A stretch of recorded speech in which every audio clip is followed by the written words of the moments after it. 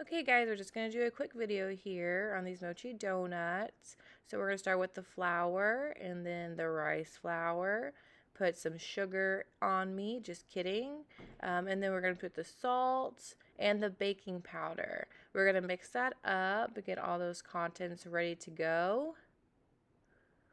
And then we're going to add the eggs and the coconut milk and the coconut extract. And mix that together until it's nice and smooth.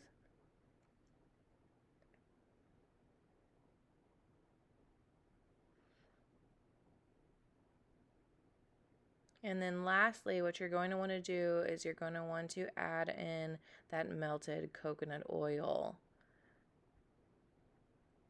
Whisk frantically as I dramatically say.